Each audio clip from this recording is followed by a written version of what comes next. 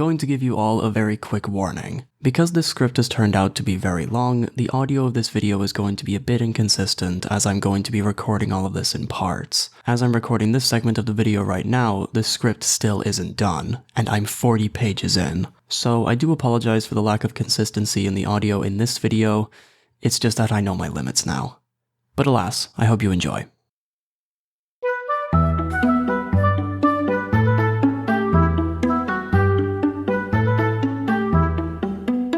Hello everybody and welcome back. My name is Manga Writer and today's video is going to be interesting.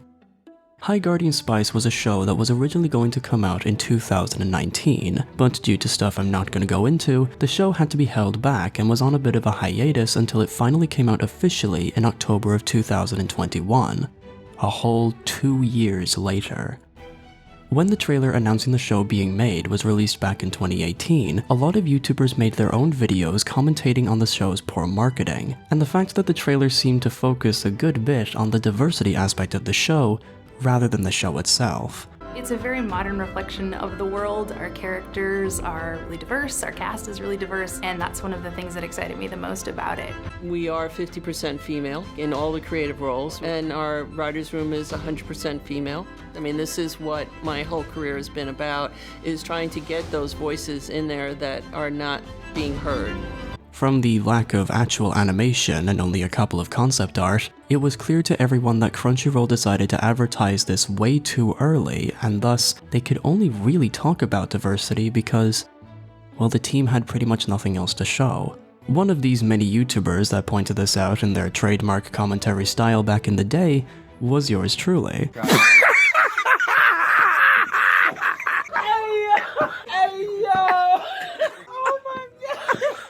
Yeah, 3 years ago, I was one of the many people who jumped on the train and made their own video dissecting why the trailer was awful. But I didn't want to just criticize the trailer and just leave it at that. In my video, I had this to say. I find it important that someone looks at the art form and not hate it because the creator of the art is a person you don't like. I find the Harry Potter books to be some of my favorite stories of all time, yet I think J.K. Rowling is completely delusional on what the term fascist means. I see Pixar movies as being films that formed my childhood, yet John Lasseter has done some horrible things. And that's how I'm going to treat High Guardian Spice. One of the staff has turned out to be a man-hater, but I'm not going to let that affect my views for when the show comes out. It's always really weird hearing my voice back in the day. I'm glad puberty finally kicked in. But yes, I still fully agree with that sentiment. As I've grown over the past 3 years, I found out that there's a lot of people who make up their mind about a show, a video game, or a film solely on how they perceive the creators, and whether the creator is a piece of shit IRL or is just a person they don't like. In my personal and humble opinion, I find that reason to be fairly shallow. Like what I said in my video 3 years ago, I find it important that someone looks at the art form and not hate it because the creator of the art is a person you don't like. I think separating the art from the artist is a very important mentality to have when it comes to criticizing content. I do get that it can be hard when it comes to certain creators, but unfortunately that's just the world of art. There's always a good chance that someone labeling themselves as progressive and revolutionaries has done some shady shit behind the scenes. Ooh, feels like a blizzard in here. Besides, it'd be fairly stupid of me to say otherwise when you take into account all the media that I personally enjoy. Along with this sentiment 3 years ago, the main message I had when I made my video was to say this. When the show eventually comes out, give it a chance. Trailers have always had a reputation of misleading audiences into watching films or shows that defy their original expectations. What might be seen as a show being made solely to spread a political agenda could end up being a show that's actually really good. If the show turns out to be as political as the trailer, then by all means, hate it all you want. Political messages should never get in the way of a story. But until the show comes out, maybe try to look for some positives about the show rather than just blindly hating it. Who knows? Maybe you might find something you didn't see at first. And yeah, I still agree with this. I've grown to believe the notion that if you want anyone to actually respect your opinion and integrity as a content creator, you should actually watch the fucking content you're criticizing. And along with this, you should put your biases, whether artistic or political, to the wayside and judge the content with the fairest lens you can. And no, watching small clips or trailers is not enough to form a genuine opinion on a piece of content. I can't believe we've gotten to a point where I need to state this. I know some of you really don't like being wrong, but get absolutely fucked. So, this video is going to be exactly that. I'm going to show myself 3 years ago that I have not abandoned my principles and fulfill my end of the bargain by giving this show a fair and honest chance. I gave the show a shot and binge-watched all 12 episodes in one sitting. How did I feel after 12 episodes of original Crunchyroll content? Well, allow me to introduce the long-awaited sequel to the video I made over 3 years ago, starting with the general plot.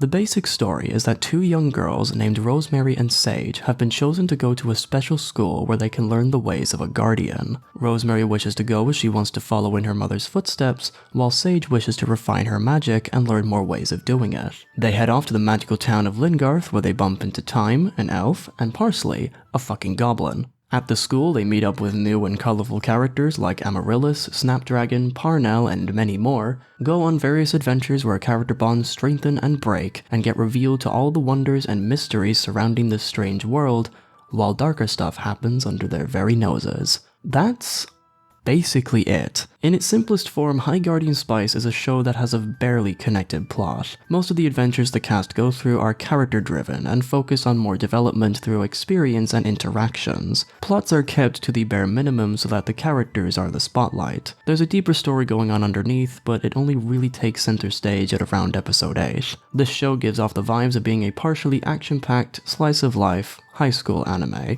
With the story's plot being driven by the characters most of the time, how does the show manage to play out? Let me start off this review by talking about the two things I actually enjoyed. My first thing I will praise the show for doing was how they managed to tackle the struggle and pain of the one character, Snapdragon. At first, Snapdragon was nothing to write home about. He was your typical bully character who really got on my nerves for just how stereotypical his bullying was. He was bratty, whiny, and usually started fights with the main characters completely unprompted. He was, in short, a walking stereotype. But as the show went on, Snapdragon was revealed to be far more than that. He develops insanely quickly into a far more compelling character than I initially gave him credit for. Once he started developing feelings towards the character Sage, his attitude changes from always being confrontational to being more awkward and on his toes. He acts like how a guy character would react around his crush, and it's cute as fuck, I don't care what you say. The show honestly fucking nailed Snap and Sage's relationship. These two are adorable together, but back on topic. Now, if the show just had that going for it, Snapdragon, while still being easily the most likable character for me, wouldn't have been anything to write home about. But it's when we get to episode 8 does the show reveal another thing about Snapdragon. That thing being his comfort with looking like a girl. In episode 8, Snapdragon is dressed up as a mermaid for a Halloween festival and gets mistaken for a girl by Parnell's cousin, Cal, who was established before as being a stereotypical douche, and after he finds out that Snapdragon is actually a guy, Cal freaks out and calls Snapdragon messed up. Wait, Snapdragon? You, dude, why are you dressed like a girl? This is messed up. You're messed up! Snapdragon, throughout the next 2 episodes, is shown very clearly to be affected by these words, and refuses to talk it out with Amaryllis when she keeps pestering him about it. This hurt Snapdragon feels towards Cal's reaction to him is then carried over to episode 11, where the boys are assigned to go on a mission to help some mermaids with a creature called the Scypith, a monster that's causing terror to the underwater world. While on the boat ride, Cal makes fun of Snapdragon's love for mermaids, and after getting under his skin too much with a comment about his dad, Snapdragon snaps and beats up Cal, hitting him so hard that his wrist ends up breaking. The character Professor Caraway takes Snapdragon away and forbids him from going on the mission. While on dry land, the two begin talking, and slowly but surely, Snapdragon's insecurities come out in the form of him having a massive struggle when it comes to his masculinity. Ever since he was young, Snapdragon was raised in a life of hyper-masculinity. His brother would bully him and take away his things, while his father would tell him that he has to fight for what he wants if he ever deals with threats. For his whole life, Snapdragon was raised to be a super masculine man, but despite that, He never became that. He's at this point in his life where everyone questions his manhood, even himself, and if he even wants to be a guy. He doesn't want to have a beard, he doesn't want stocky shoulders or to be big. He'd rather have smooth skin, smaller features, features that are a lot more feminine. Those are the things he finds to be comfortable and powerful. It's why he looks at the girls with so much inspiration. He wants to be like them. But he can't. After all, he's a guy. What can he do about it? This is where Professor Caraway asks him on whether or not he knows anything about transition magic. Just gonna mention this now, Caraway is trans. I will get to him later, but for now let's keep talking about this. Now, I was really fucking scared when this scene first played. From the way Snapdragon was talking and Caraway mentioning the concept of transition magic, the show started to give off some vibes that it was going to try and push the theory that Snapdragon, because of his insecurity towards his masculinity, is actually just a transgender waiting to be hatched. And because Caraway mentioned it almost immediately after Snapdragon went off on a rant, this got way too close to sounding like grooming on Caraway's end. But what actually happened was the second thing I really enjoyed. In the very next scene of them together, after Snapdragon becomes fascinated with the idea, but then questions what the consequences would be if he did the magic and went back to his parents, Caraway explains to him that transition magic is not the end-all be-all answer for him. Snapdragon, you have time to figure it out. There are so many paths to becoming your true self, and this one is mine. I'm not saying that it's yours. There are always more options than you think. There's still a lot of paths he could take to discovering who he is, and that just because transition magic worked for Caraway, that does not automatically mean that it would give the same positive results to Snapdragon. Snapdragon is still young. He still has a long life ahead of him to figure out who he is, and because of that, he should try and experiment in other methods before he tries anything too rash. And after that scene played out and we get back to the academy, Snapdragon is seen with his friend Amaryllis, and after a quick cry, he asks if she would be okay if she painted his nails, signifying the start of his path towards self-discovery. Show, you were on thin fucking ice, but you did it. The show saved itself here, and I'm so happy that they did. The episode, instead of grossly watering down the topic of gender identity, managed to show off the really complex nature of self-discovery. Becoming who you are takes a lot of time and failure to figure out, and the show showed off that just because you are a guy and like to act feminine, that does not automatically mean you are trans. It could just mean that you are, well, a feminine guy, which is something I'm sure a lot of people can really relate to. I certainly can.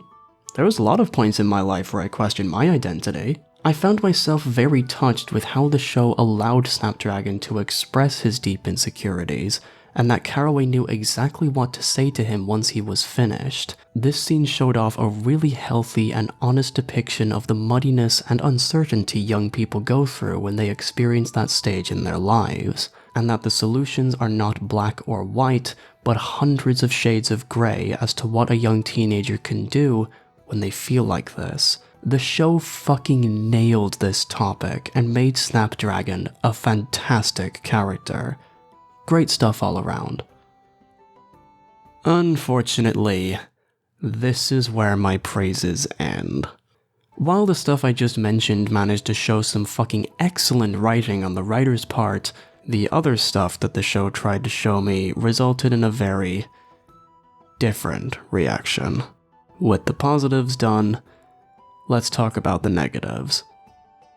High Guardian Spice, in the kindest way I can put it, has a lot of flaws. From little things to entire plot points, this show is just riddled with so many splotches of either misdirection, botched character development, or visual errors that it has allowed me to create an entire bucket's worth of criticism. So, let's just jump right in, shall we?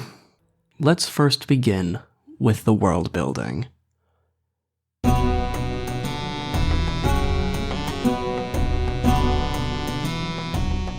High Guardian Spice's world falls into the same trap that a lot of amateur fantasy stories fall into, that trap being the lack of explanation and consistency towards anything. A very easy way you can tell a good fantasy story from a lackluster one is how the world of the story and characters from different backgrounds revolve around its magic system. Magic systems can come in all shapes and sizes, but a good one is well refined and follows a lot of rules. While it is still magical, a good world would make it so that the magic feels like an extra bit of spice rather than the full meal. Stories like Fullmetal Alchemist and Harry Potter are two very popular examples of well-refined worlds and cultures that have magic systems that manage to explain and explore the practicalities and limitations of the magic very well in its writing, with Harry Potter having classes that cover certain fields of magic, while Fullmetal Alchemist has that incredible opening scene that explains the basics of alchemy. These two stories manage to fully explore their magic systems wonderfully, and shows off many fascinating and creative ways different things use magic and how magic can be used in everyday life, even diving in to show what the consequences could be if the magic was used incorrectly or was pushed past its limits. Examples from these two stories are the Philosopher's Stone and the Horcruxes. In High Guardian Spice, however, the magic system does not feel like it was fully explored. Whereas Harry Potter and Fullmetal Alchemist's worlds became insanely rich from the addition of magic, High Guardian Spice's world uses its magic like a crutch. Like, magic is there because it can, and it's not for any real reason. It doesn't really have a purpose besides making everyday things easier and making combat a lot easier. Like, why do you need magic to get access to specific rooms in your house when you could just use a door? Magic does not have to be around 24/7. To quote that one scene from Jurassic Park, Yeah, but your scientists were so preoccupied with whether or not they didn't stop to think if they should.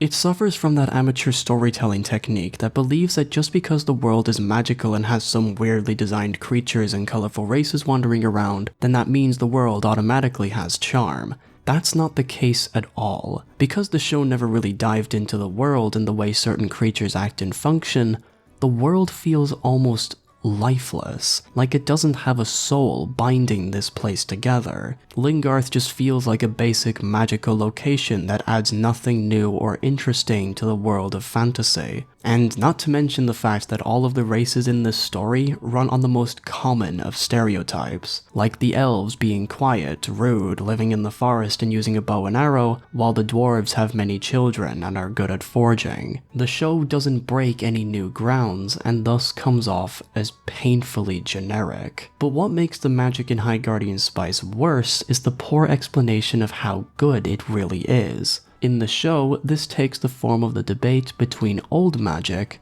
and new magic. Old magic in the story is treated as the outdated concept, given that not only does it take longer to learn, there's also the fact that not everybody can do it. It's a magic type that you need to achieve via hard work and dedication. It's also more balanced given that in order to perform the magic, an exchange needs to be made from the magic user to the elements, otherwise the magic can't be performed. Think of it as alchemy pretty much. New magic, however, is the polar opposite. In addition to being far easier to use, giving the magic more accessibility to more people, it's also far more powerful, easier to reverse, and does not require any hard work or exchange from the elements in order to perform it. It seems like an objectively better form of magic that blows old magic out of the water.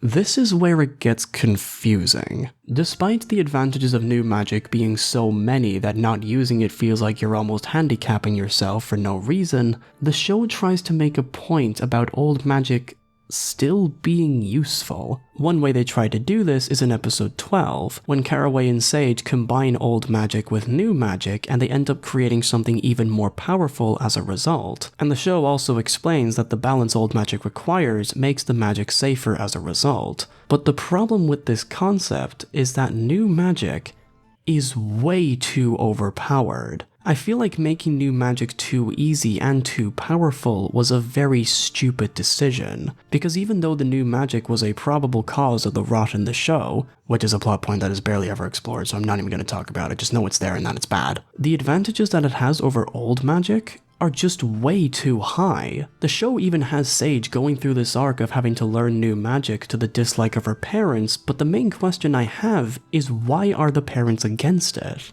New magic doesn't have any fucking drawbacks so far, at least no obvious ones.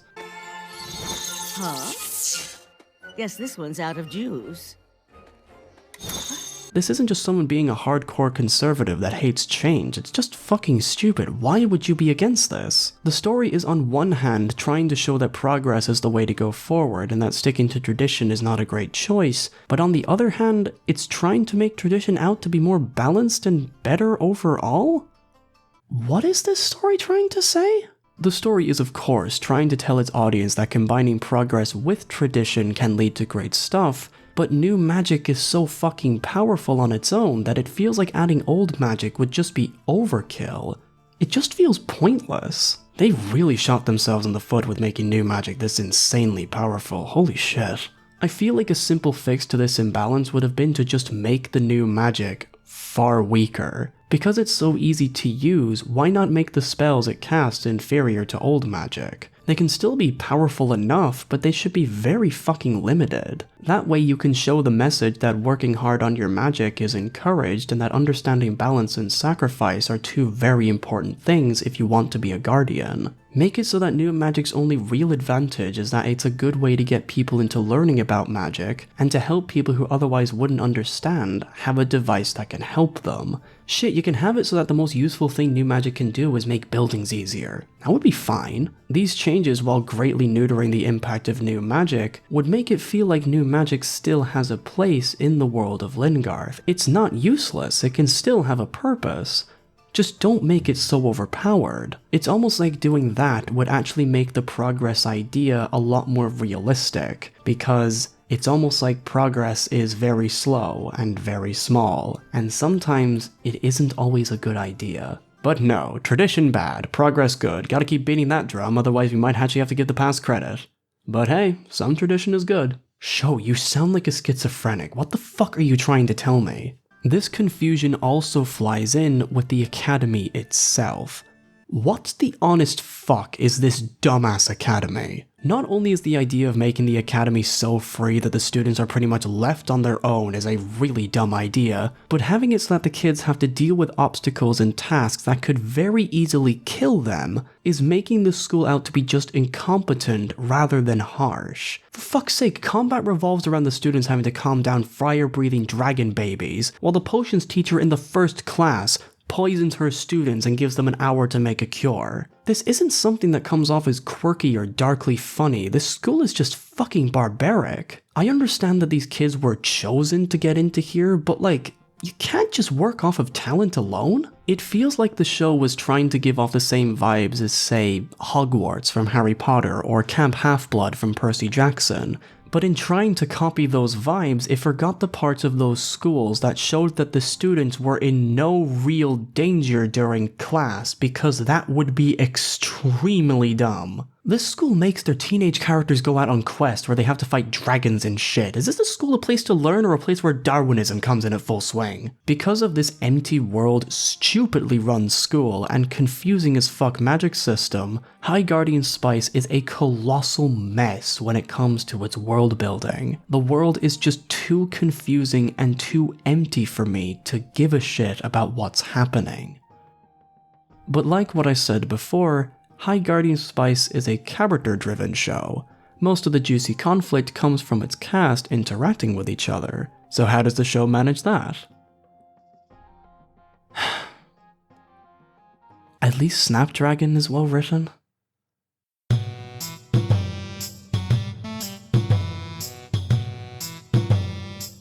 There is a lot of ways to describe the characters in High Guardian Spice. Flat, annoying, rude, petty, but the best way that I would describe the cast of High Guardian Spice is that they are all fucking stereotypes. Except Snapdragon, he's perfect and should be protected at all costs. Most of the characters in the show suffer from the fact that the way they all act is insanely stereotypical to their archetypes. Rosemary is the wide-eyed, curious, and brightly optimistic anime protagonist that has the heart of gold that would usually come off as charming, but with her, It's very grating. She comes off as being both too innocent and too sarcastic, making her dialogue sound almost theatrical in nature. She sounds like she's always a step away from giving a full-on anime-inspired speech every time she talks. This constant case of being overdramatic instead of being something I could tolerate quickly became a trait of Rosemary's that I found annoying. This is not also mentioning the fact that between the episodes 8 and 10, Rosemary just suddenly starts acting insanely bitchy to Sage, and has this air of childish selfishness that she has never shown to Sage before, at least not to this extreme. This side of her is not only completely out of character, but it came from nowhere. And what makes it worse is that while Rosemary is acting like this, the show seems like it's trying to make me at least sympathize with her? Like I'm supposed to see where she's coming from? No, show. Rosemary just started acting like a complete asshole out of nowhere. How am I supposed to sympathize with something you've never even established before? I think what the show is trying to do here is that it's trying to show that Rosemary regrets what she said to Sage by having her alone and all of that. But again, what Rosemary said to Sage was completely out of character and uncalled for. So this moment is not making me feel anything. I'm just confused more than anything. Sage in this arc is completely justified in talking back to Mary and staying mad at her. I mean, listen to the shit Rosemary said to her before she even snapped back. Don't be cynical, Sage. It's a festival. Sheesh. Punished by social stimulus, while introverts are depleted. Bongos! You did? You're such a nerd. Since when do you study history? Since it's about dragons, Sage. You're not the only one who knows things about things. I put all our names in for the Flaming Axe Challenge. Isn't that at the same time as the gourd carving contest? You saw me sign us up for it. I didn't see you choose that. I thought you wanted to spend our first processional together. I do, by hurling axes that are on fire. I was excited for this. I know, Sage, but it sounds like homework. Woohoo! Beat that, Sage! Rah! I'm good here. Are you still mad about the gourds? We ran out of time. We can go do the next bummer thing you circled if you want. Sage, if you want me to be excited, pick something that's fun, okay? We don't need to be heroes today. We can just be kids. Do you even remember what that's like? Or are you too busy being perfect for the teachers, who, by the way, are all completely hammered right now? Why the fuck did you do this? Rosemary is far too inconsistent with her character, and it makes her quite hard to find enjoyable. It's like her character changes because the episode requires a conflict, and not out of any naturality. Moving on to Sage, she also has the same problem with her character as Rosemary. Throughout the show, she is this shy and smart character that doesn't really know how to handle herself in confrontation, and while that character trait is perfectly fine, the show just randomly gives her other traits that haven't been established before, like her jealousy in episode 6. Episode 6 is where Sage is at her absolute worst. I know that this episode is to foreshadow Sage's eventual growing crush on her best friend, but in this episode, she comes off as extremely clingy and bitchy. I don't know why the show decided to make her character in a way that she took the fact that Rosemary has this crush on Aster so fucking personally. It just came completely out of left field. Ow! Quit staring. I'm not. His hair looks like pony hair. Pull yourself together, buddy. Rose, what are you doing? Seriously, do you think Aster's cute? Uh-huh. I don't see it. Is he trying to teach Rose how to use her own sword? Aster seems like an adequate crush. But he's so... bleh. Normally I'd talk to Rosemary about it, but she's got bigger, blonder things on her mind. I guess it doesn't matter. I just do not see what she sees in him. She's going to miss stuff if she keeps making googly eyes at Captain Ponyhair. It's just...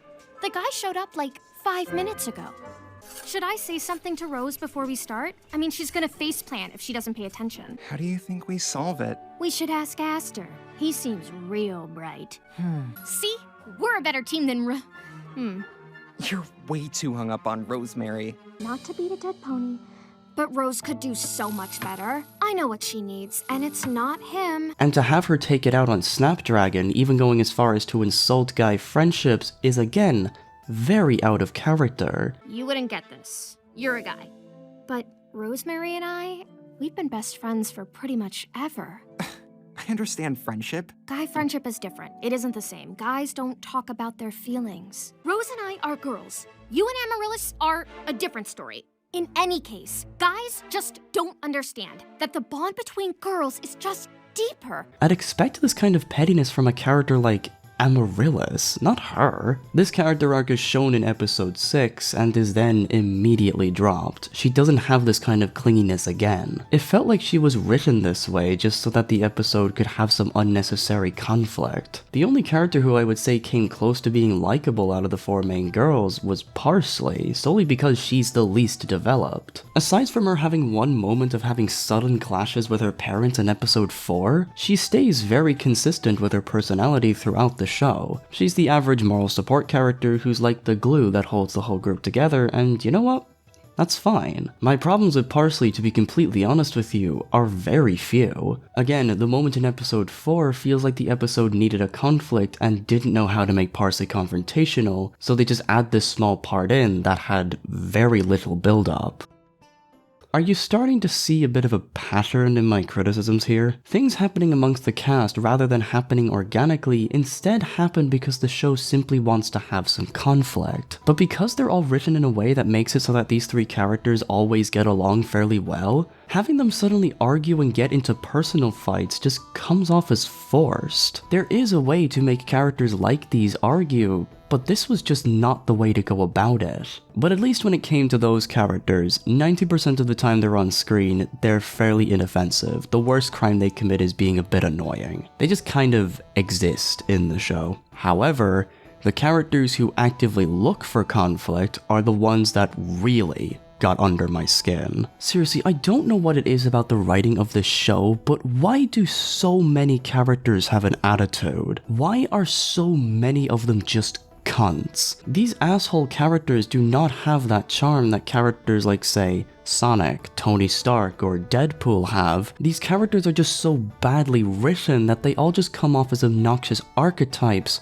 rather than actual characters. The best examples of this that I can think of are Time, Amaryllis, Cal, and Aster. Let's start with Time. Time is just a cunt. I'm not even going to give her the tsundere title, she's just a cunt. From the moment she appeared in the first episode, she was shown to be sarcastic, rude, blunt, confrontational, and very unapologetic. She walks around the place with this constant frown and air of annoyance at everything and everyone that crosses her path. She gets along with people about as well as a tsundere would. Now, this character is something that can be done well if given the right backstory and attention. There's some tsundere characters I find to be enjoyable. And the show attempts to do this by explaining that Time was separated from her dad due to the rot in her forest, and her mom took her to live in Lingarth where she can be safe. But because Time's personality is so fucking edgy and unnecessarily antagonistic, her attitude comes off as extremely annoying, when I should be sympathizing with her instead. She just comes off as being a relentless bitch for no fucking reason. The episode with her mother is a golden example. She's just so fucking relentless despite her mother not really doing anything. Your school was evacuated. To hide? I'm not hiding.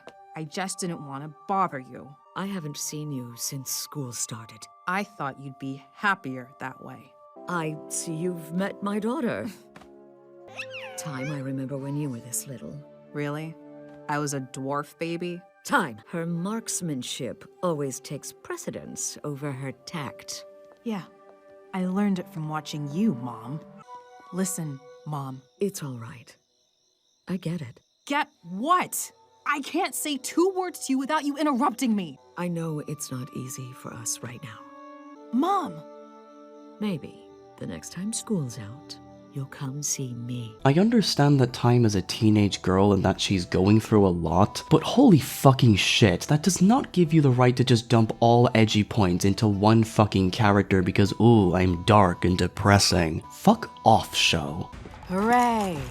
I'm participating. A guy tried talking to me during lunch once and an entire clam fell out of his mouth. That's when I knew. Nothing. Clams are bad. Don't look at me. I think... Don't talk to me. Ugh. I hate it when feelings come out of my face. Jesus Christ, I could cut myself off of all this fucking edge. This insidious amount of angst does eventually lighten up in later episodes, with episode 11 showing that she can actually feel more than just sadness and edginess, but by that point, there was so much of her being this petty brat that I just did not care. She was just far too unlikable. But despite my dislike towards how the show handled time, that does not even come close to the amount of hate I have towards Amaryllis, the main bully. This character is just a ball of toxicity. Not only is she absolutely relentless in how she bullies the main characters, it comes off as so try-hard that it's painful. Her persistence on making sure characters feel bad, and the fucking cruel methods she uses to try and get back at people who wronged her, all combines into a character that is not just an insanely concentrated stereotype, but a stereotype that had way too much screen time. In any other show, she would have been just a one-shot bully. The story would know that keeping her around would just be annoying, but she is in so many of these episodes, and every time she was on screen, her obnoxiously toxic attitude was draining to watch. Listen, I don't hate her character because she's a bully. I'm fine with bully characters. I mean, again, look at my praise towards Snapdragon. This show does have the ability to make bully characters likable. I hate her character because the show makes her so obnoxiously evil that it gets to a point where it's just grating. Is the show wanting me to find these evil deeds and toxic attitude funny? I'd assume that's what they're trying to do because she's fucking everywhere. But no, show. I don't like this. This is annoying. Stop trying to have her around, holy shit. It just makes it hard to like her once her attitude towards Snapdragon does a complete fucking 180 in the last 2 episodes. Her sudden development from being antagonistic to nice is done completely off screen, and the only trigger was Snapdragon asking her to be a bit nicer. She doesn't feel like she went through any kind of arc. It just kinda happened and it's just like, okay. So, Jesus Christ, when you are bad, you are fucking bad. But despite all of that, at least I could say that the show at least tried to make Time and Amaryllis likable, despite their failure to do so. I cannot say that towards how the show wrote Cal and Aster. If the cast I mentioned before were all stereotypes, then these two guys are just cardboard cutouts. I'm Cal. And you're even cuter at second glance. One time, I lost my balance and tripped right as I was winning Lingarth's annual sword fighting competition. Wait, Snapdragon? You, dude, why are you dressed like a girl? This is messed up. You're messed up. Yeah?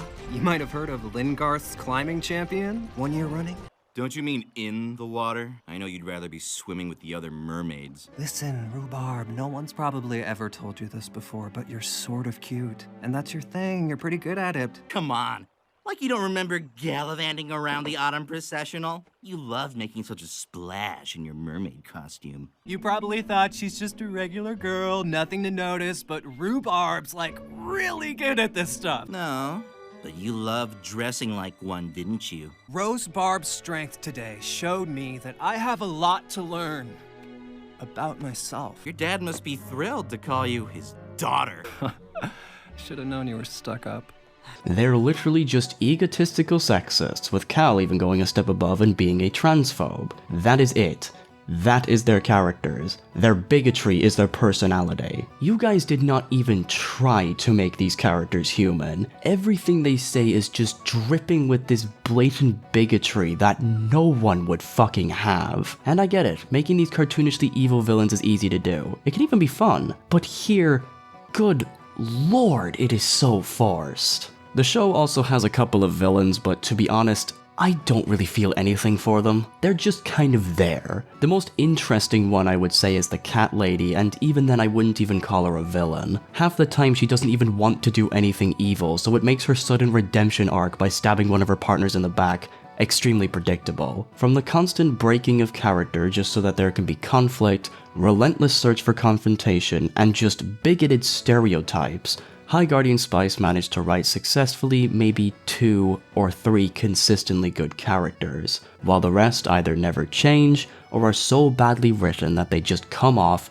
as just their archetype. Most of them stick to one bit and commit to it for most of the show, but the problem with this is that character conflicts or character development either comes off as super forced or done completely off screen. The show, despite being mostly character driven, drives like a drunkard winding down a broken country road without their lights. The characters are simply not strong enough to carry this show. With the characters ranging from being either rarely well written to being extremely unlikable, it's time I talk about how High Guardian Spice manages to actually execute its stories and scenes through its actual presentation. Here is where we get into the main problems I have with the show.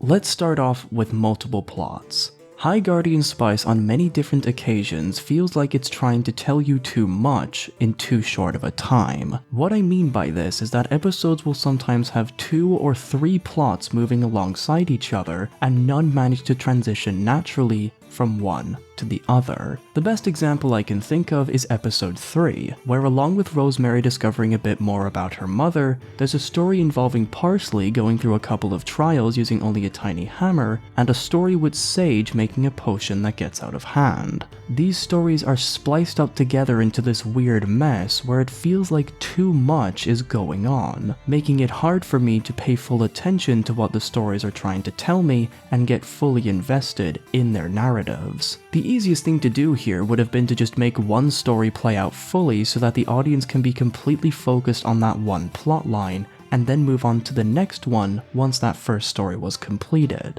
But because they don't do that and instead try to tell you multiple stories at once, High Guardian Spice, in addition to having some really bad pacing issues, can sometimes have severe tonal whiplash when it comes to its events, which unfortunately leaves me less invested in the stories. Episode 11, despite being the best episode of the show bar none, still has this problem. Moving on to the animation, for a show that had roughly 3 years of production time, High Guardian Spice feels like it was made in less than 6 months. This animation is extremely bland. Characters have the movement and energy of a Saturday morning cartoon with a very minimal budget, causing their movements to be sporadic, unnatural, and very limited. There are many examples I could find of the show having clear examples of the animators cutting corners, and these look really bad. This limiting animation also results in fight scenes never feeling like they have any true weight or stakes behind them. Punches and kicks don't have that bite that makes a fight interesting. Swords and weaponry never have that sense of danger to them, as the wielders don't really put their back into them. And the choreography of these scenes suffer from being way too sporadic, poorly timed, and random, causing the fights to feel like everything's happening but nothing's happening either. I know that sounds weird, so let me just show you an example. Take this fight right here of Rosemary fighting the evil, not evil cat lady.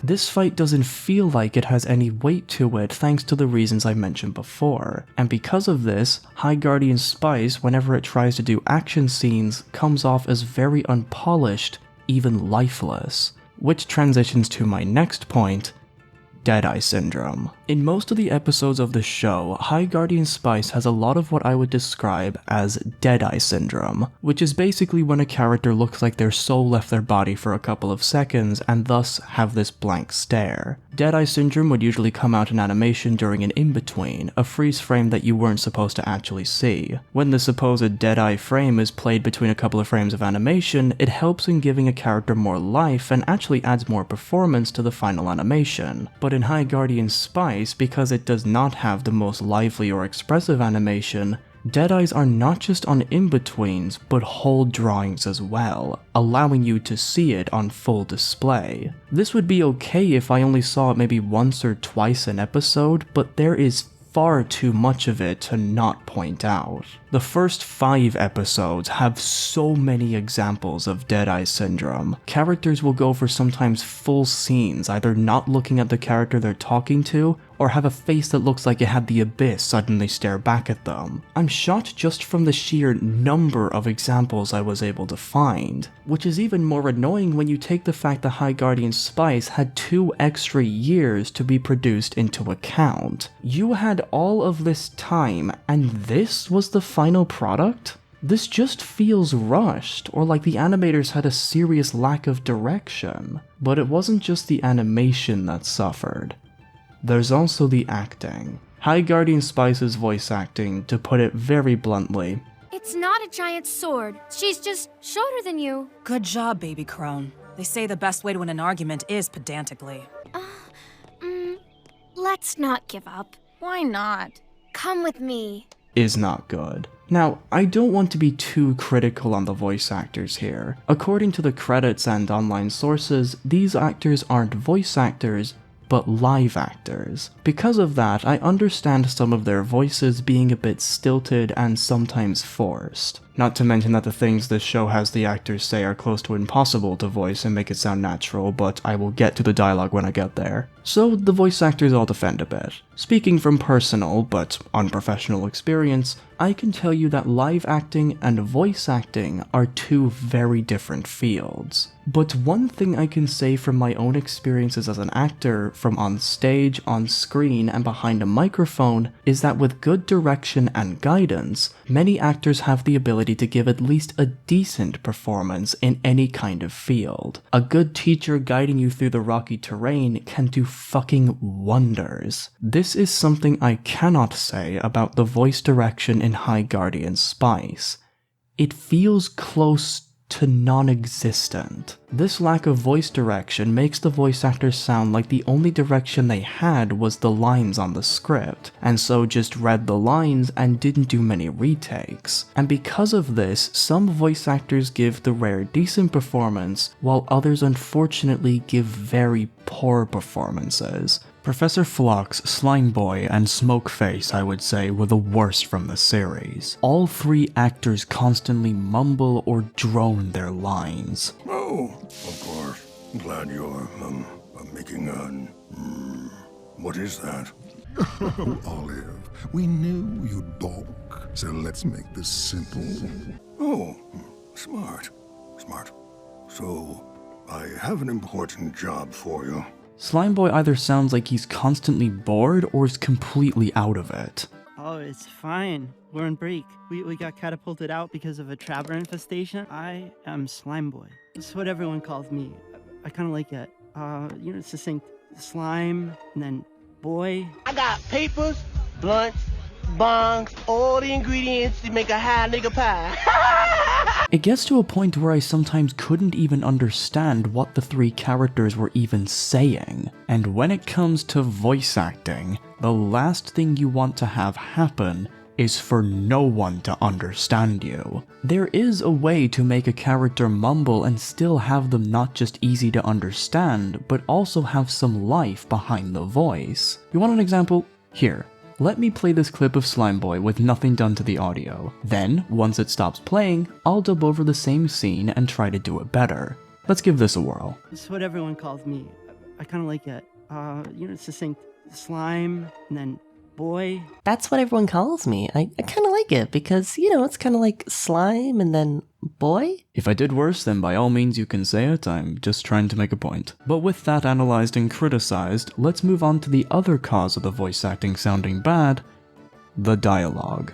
The best word that I would use to describe this show's dialogue would be alien. It's not that the dialogue is fully unnatural. Some lines sound like they fit with the scene, and some even sound like they would only come out of the character who said it. But the issue I found when watching this show was that the dialogue, on top of it sounding like it isn't a person speaking sometimes, it really feels like it doesn't know when to stop. Hence why I said it was alien. There is a lot of instances in High Guardian Spice where characters are heard constantly talking, and rarely are there moments where they take a chance to just pause and process what was said. This lack of breath causes conversations to sound almost sped up and unnatural, as it feels like characters are responding to another character just a bit too quickly. It sometimes feels like I'm listening to aliens have a scripted conversation, and sometimes these interactions just sound really fucking weird. The interactions Rosemary and Sage had in episode 1 I think are good examples on what I'm talking about. Just listen to them. I'm going to explode. You're not going to explode. And what would you do if I did? I'd put you back together. You say that so confidently. You almost chop off a person's head one time, and it's like, I was sure I was gonna have to fight her to defend your honor. My hero. I'm going to be so great at magic that I'll be able to wave one hand and make you whole again. Who talks like this? You could have taken a couple of lines out of these interactions and they would have sounded a lot better. On top of interactions with characters sounding off, this habit of not knowing when to just cut a conversation short leads to some arguments sounding forced, even staged. Episode 1 again has the best example of this when Rosemary and Sage argue with time on both occasions. Listen to these bouts. Might want to watch where you swing that thing because of how it's a giant sword. Oh my gosh. It's okay. It's armor. It's built to withstand a nuisance. That's right, keep walking. You almost chop off a person's head one time, and it's like, Hold on, you got mugged on your first day? I'm sorry, is there a better time to get mugged? We aren't tourists, and nobody actually got stabbed.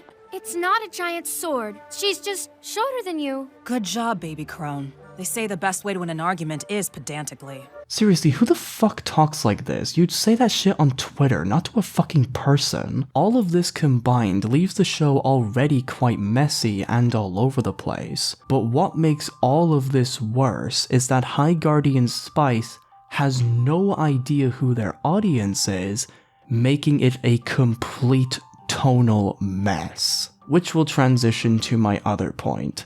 High Guardian Spice's lack of identity. One thing that everybody found to be odd when the actual show came out was the warning sign that came before every episode. The warning reads, and I quote, "The following program contains strong language, violence, and sexual content that may not be suitable for some viewers and is inappropriate for children. The content is for mature audiences only." Mature audiences? Well, I've seen some media that tries to do mature stuff while still looking cutesy, and some manage to do it with great success. I mean, Learning with Pibby has blown up because of that. Does High Guardian Spice succeed? The short answer is no! But that wouldn't make for an entertaining video, now would it? Let's go over the sins that this show says it commits. Strong language. Characters say dang instead of damn half the time. Crap is the first spicy curse, and that was in episode 2, and our first real swear was heard in episode 5 when Time, completely out of nowhere, says shit. Not really. I don't mess with that shit. It has the natural swing of a blind man in a bar fight. Characters will just swear for no real reason. Curses will just pop out of thin air on rare occasions, much like everything else the show has to offer. It's not like they curse because, oh, they're kids, of course they'd swear, but rather they curse because the writers know that they can get away with it, so they just throw the random swear in at random intervals. However, the show doesn't even commit to saying fuck. You're a mature show, why not just go with it? So, the strong language? Poorly handled, and barely even around. It might as well not even be there. Violence. While there's a good bit of fighting, I'm just going to assume that they mean the use of blood and gore. And yes, while it can be found, blood is seen very rarely, and it really isn't that graphic. Gore is even rarer to find. There were only 2 scenes of actual gore shown on screen, and it's not that impressive if I'm being honest with you. It might be the fact that I've grown numb to gore because of all the violent shows I've seen, but if this is super graphic violence to you, I'm sorry, but you're just weak. What makes this warning even more worthless is that in most of the fight scenes involving these characters, they tend to really censor their use of blood, which is really strange since you basically have the A-OK to show that your characters can take a decent bit of damage before going down, so why not rattle them up a little? It could have made some of these battles a bit more intense, but because the show only goes halfway with its use of blood, you could take the gore and blood out of this show and the fight scenes would have the exact same impact and weight to them. It might as well not even be there. Sexual themes. Of course, it's the cartoon that has tons of the LGBTs that has to get hit with this warning. Aside from one example that I could find in episode 2, I vow to think about anything that's not wet, loud kissing. There's no scene in this show that I would call sexual in any way. The most you're gonna get is a loving lesbian relationship and a quick explanation of transgenderism. That's about as sexual as this show goes. Okay, I was wrong here. In episode 8 and 9 there is a couple of jokes that are a bit adult, but again, I've seen kid shows make spicier jokes than this. I mean, come on. I hope to God that this wasn't the creators' decision to make this a warning, and to be honest, I don't think it was them. I'm willing to give the benefit of the doubt here. But to the people that made the representation of trans and gay stuff a warning under sexual themes, guys, come on. So, third verse, same as the first. It might as well not even be there. So with this warning being pretty much a massive head scratcher and not really dived into, why was this show intended for mature audiences? Because aside from the rare dark moment, this show has this overbearing sense and spirit of being a kids cartoon. So why didn't they just commit to making the show for kids? I mean, have you heard any of this dialogue? Greatest power is kindness. I believe that we can all be remarkable. We must be. I want to fight with swords. Blah, blah, yes, fight with swords, find your strengths. Too bad one of your strengths isn't writing. I promise balance, keep history alive, and never be constrained by its relics. I honor my name, my family, and my one true self. This stuff is like Steven Universe levels of writing. This is something that kids would be more likely to watch. For God's sake, just look at Parnell and how he talks and acts. I didn't. But in general, I don't believe in oblivion. Want some trail mix? I was crying here earlier. I feel like I could melt bones with my mind. He's my cousin. He can be mean. Sometimes you've gotta talk. I got stuff to talk about too. You can talk, then I can talk. I'm not sure what happens after that, but eventually the time coil screams and then we stop talking. Does this character feel like they belong in a show for older people? This guy would be a kid's favorite character. Nothing wrong with that, by the way. Parnell's pure. I'm not gonna shit on him. Parnell's he's a good boy. Because of all of this different stuff, High Guardian Spice has ended up having this enormous identity crisis. It's far too innocent, wholesome, quirky, and fun to be considered something for mature audiences, but kids can't see it due to the rare swearing and bloody scenes. So if the show doesn't impress or attract either side fully, who is this show really for? In terms of the general anime and cartoon fandoms, I couldn't really tell you. Its only audience, if I were to guess, is a very niche group of people that find this messy tone and general aesthetic enjoyable. The people who like Steven Universe. Those are the only people that will like this kind of entertainment. And when you're a show that wishes to keep going, the last thing you want to see happening is having your show be watched by very few people. High Guardian Spice couldn't fully commit to one side or the other, and it suffers as a result of this lack of certainty on what it wants to be. What I think the writers should have done, like I said before, is just take out this stuff entirely and just be a kids show on par with something like Steven Universe. That way High Guardian Spice would have just been another kids cartoon that most people would see and forget about. But if the show wanted itself to be for mature audiences, my suggestion would be to just have the show be more, well, mature. Change up the dialogue so it doesn't sound like it's for kids. Make the themes more complex and interesting. Make the way you execute character moments more subtle and nuanced as opposed to slapping you over the head with its messaging.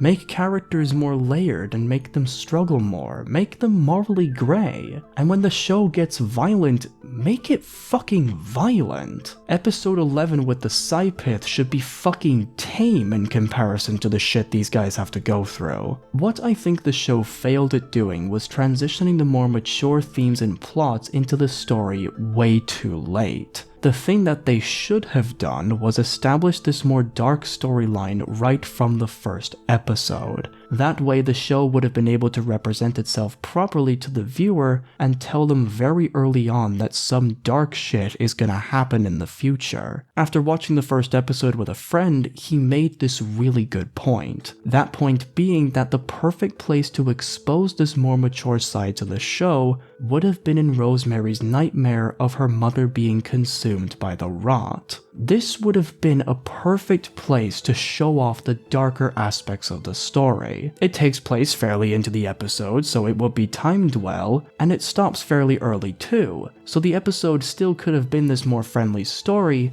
but that one dark scene would have made it clear to the audience that this shit isn't for kids and that they will be in for more brutal stuff. This is a nightmare. You should have used this opportunity to go fucking insane with the gore. But alas, they did not do this. And now High Guardian Spice is this weird amalgamation of having the spirit of a kids show that's trying to pass as being for a more mature and older audience by sprinkling mature things in with the naturality of oil to water. This show has no idea on what it wants to be, and it suffers greatly because of that fact. But that was just the show. It's time I finally talk about the one thing Twitter has been discussing the moment this show came out, and the topic that I hinted at discussing since the very start of the video. That being Professor Caraway and the reveal of him actually being a transgender.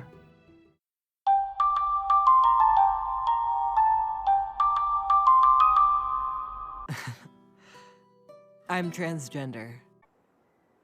What the hell is that? I'm transgender. Fuck off! This was handled very poorly. Instead of just briefly mentioning it and moving swiftly onwards, the writers instead decide to just completely pause the episode for a couple of seconds, just so that Caraway can give a very basic and, let's just say, soft version of what it means to be transgender. I was born into a female body, but it wasn't the right body for me. So I used new magic to change it.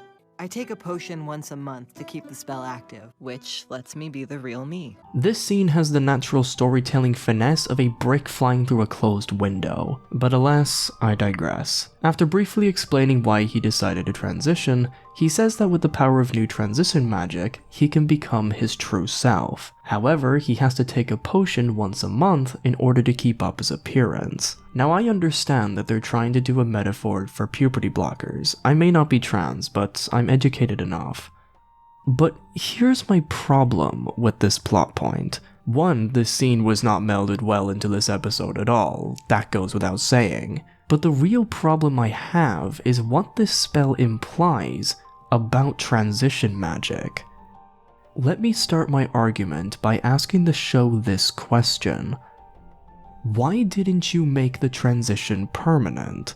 Because to be honest, I think that would have been better. Just hear me out for a minute. If the show went ahead with making the spell permanent, the show could have had it so that Caraway knew for a fact that this was the road he wanted to go down, and that he spent a very long time thinking about this decision. By making the magic permanent, this could have been a great way to show off what a bunch of trans people have to go through when becoming their true selves. Some people decide to get surgery, irreversible surgery that once done, they cannot turn back from. Once that decision is made, there's no reversing it. It's not a decision that people just make by the seat of their pants, it's a life-altering choice that some people have to make. And because it's such a life-changing decision, the result is a lot of struggles that these people have to go through when thinking about taking the leap. That experience is a very real thing, and I think this scene, if changing the effect of the spell,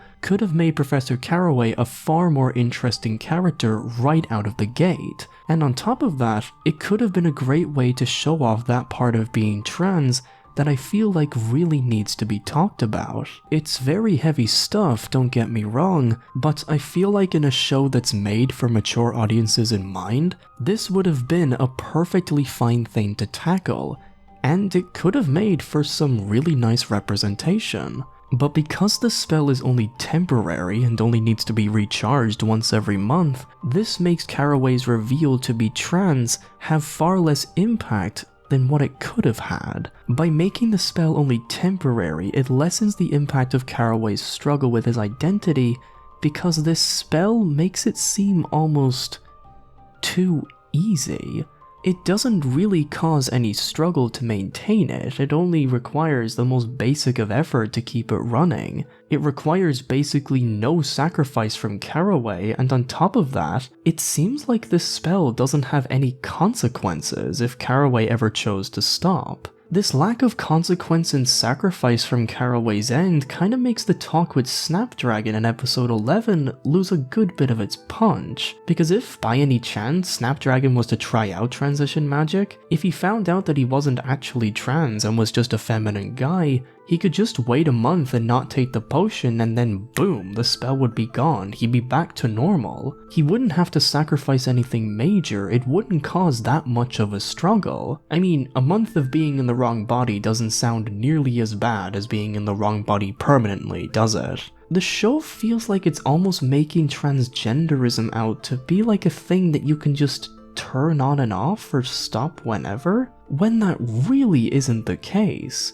Gender dysphoria is a real fucking thing. That shit isn't just something you can switch off like that. It fucking messes with you. And by making the spell temporary, it almost feels like it's diminishing a very real thing that a small portion of people have to go through. Now, I'm extremely confident in saying that that wasn't what the creators were intending to show or to tell me, but that's what I got out of it.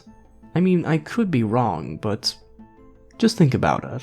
Now look, I'm by no means saying that making the spell permanent means that the show has to make transgenderism out as this super taboo or depressing subject. I'm just saying that this topic should have been taken a lot more seriously than what the show has done. The description shouldn't be this whimsical or glorious, but something that is a life-altering decision for this character. It's not something that should have been briefly explained in an episode that had nothing to do with it.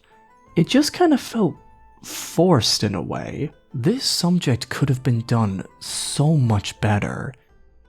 To show that I can back up the shit that I say, let me show you how I would have tackled this reveal. I feel like the show made a mistake on when to go in depth with this topic. Episode 3 was not the time to do this scene, so I wouldn't do it here. So what I would do is actually hold off this moment and instead have the dialogue of episode 3 be this. Oh, is that your sister? No, that's me actually. Wait, that's you? But I thought you were a guy. I am now, but that's not why we're here. You wanted to know more about your mother? Oh yeah, what was she like? With the simple change, I 1. Revealed the fact that Caraway was trans without flat out saying it, and 2. I didn't pause the show to explain what transgenderism is or anything like that, because that wasn't the point of this episode. I simply dropped this part of Caraway's character and then moved on. Also, by doing this quick change to the scene, I've also shown Rosemary's wide-eyed and hyper-personality on full display. She's a kid after all, so why not go with it? By doing this instead, I've not only kept the audience engaged in the episode, but I also grew some interest into Caraway's character simply because I made the reveal subtle. I personally think that just telling the audience a plot point is a very lazy form of storytelling, as it takes away a lot of possible potential for great writing. Stories, especially visual ones, are a chance for you to get creative with how you reveal your information, so taking full full advantage of that fact makes your storytelling a lot more engaging and entertaining. The key word here is entertaining. Remember, your first goal when telling a story, no matter what it is to entertain your audience. Not to educate, not to lecture, not to represent, to entertain. Good storytelling always comes first. Seriously, I think some of you really need to hear that. But now that I didn't expand upon this in episode 3, you may be asking yourself, well, when are you going to show this plot point now? And my answer is very simple. I would wait for a good while and let the show run its course. Then in episode 11, I would highlight this plot point when Caraway is talking to Snapdragon about his struggle with his identity. This moment is the most perfect place to explore and develop this part of Caraway's character, because not only is his transgenderism thematically similar to the episode's general plot, in addition to being able to make Caraway much more interesting, taking the time to develop his backstory can also help in building up Snapdragon's character along the way. Think about it. Snapdragon in this scene is going through a lot of the same things that Caraway had to go through when he was young. He is to Caraway that fragment of his past that he has long since made peace with from doing transition magic, and thus he knows what to say to Snapdragon and can guide him into making his own choice. In this scene, Caraway could almost be like a personal mentor for Snapdragon, allowing them to develop a mutual commonality and even respect for one another's struggle. Another quick change that I would make to the story is that transition magic is now permanent and not temporary. Believe me, you'll understand why. With all of these different components combined into this one moment, this scene would have been the perfect opportunity to not just talk about Caraway's transness, but to linger on it. To make it personal, to make it even emotional. Episode 11 would have been the perfect chance for the show to give Caraway's transness the treatment it truly deserves. And because I don't like just using stills and I love to just create more work for myself, here is a full 4-minute long storyboard on how I would have tackled this scene, that in my opinion made an already good scene even better. I hope you enjoy. This took me way too long to make. I don't want facial hair or broad shoulders. I want smaller features. I want smaller hands. I want smooth skin. I just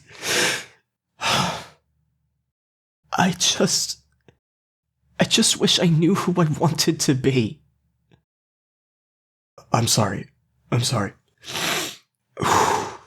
Sorry, this probably just sounded really weird to you. Wait here.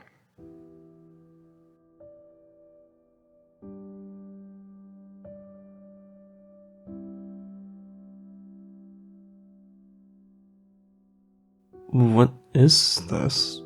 Why are you showing me Rose's mom? Look at that kid. The one beside Rosemary's mother. This one here? That kid's name was Ash Caraway. He was very good friends with Rose's mother. They would play, they would get in trouble, they would do everything together. They were pretty much inseparable. The two were always happy. At least on the outside. For Ash, things always felt off. He never really felt like he was his true self. Something about who he was made him feel odd, and he didn't know what it was. So he started thinking about it. A lot. Some would say that he thought about it 24/7, but he was just very good at hiding it. He struggled a lot with his identity. He always felt like he should have been something else. He went through a lot of the same things that you're going through right now. What happened to him? Well, as he was discovering and learning more about himself, Ash discovered a spell that would change his appearance into that of a man. Though this discovery was not easy. For many years he struggled with the choice he should make, for the spell had no ways to reverse once it was casted. He got support from his friends, of course, but He had to make sure that it was the right decision for him. He experimented in all kinds of things, but nothing seemed to work. After everything he studied and looked into, all the different lifestyles he tried, Ash decided that this was the only way that he was going to be his true self. So, he did it. He took the spell and became a man, never to go back. For the first time in his life, he felt whole. He felt like he was the person he was born to be. He was a bit disappointed that he didn't make the decision sooner, but years later he became glad that he took the time to make that choice.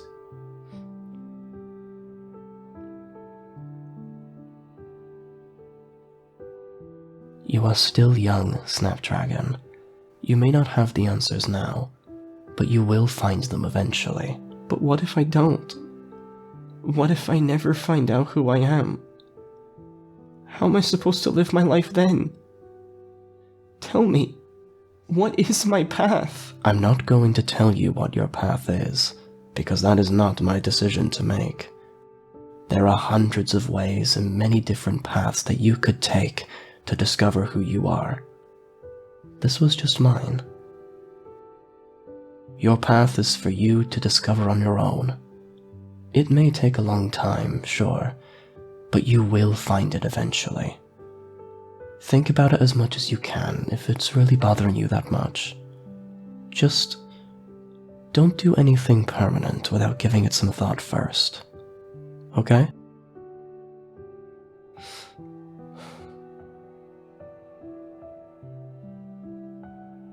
Okay. Good. Now, let's get you back to the academy.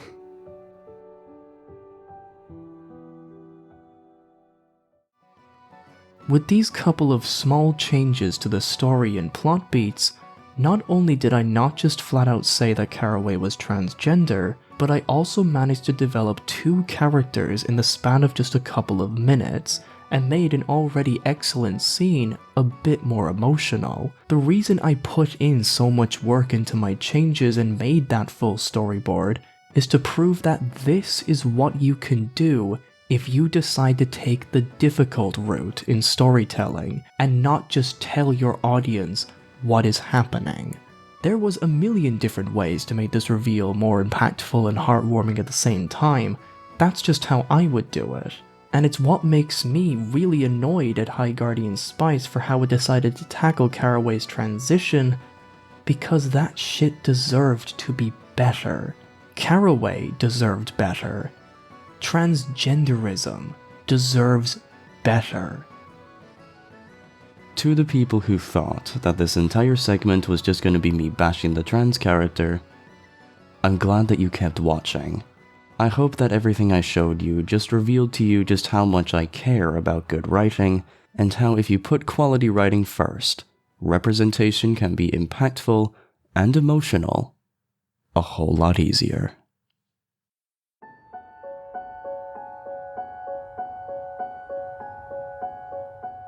In conclusion, High Guardian Spice is one of those shows that I feel like suffers from trying to put all its eggs into one basket. It has a lot of creative ideas that if explored and executed properly would have made for some compelling storytelling, but due to either a lack of vision or lack of spine, the show plays it safe one too many times, leaving it as this blob of confused mess that has no idea who it wants to cater to. Its stories feel rushed and unpolished, its animation is painfully subpar, and its wide range of good and bad characters left me feeling a sense of unfulfillment when I completed its first season. Don't get me wrong, there was some gold nuggets to be seen here. I will give it praise for all the things I mentioned at the start of the video, but aside from that, High Guardian Spice was a mess in all regards, and it's one of those many fantasy shows that tries to reach for the stars, but ends up only grabbing the lowest branch.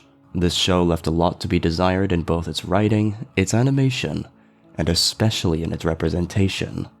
This show really could have been better.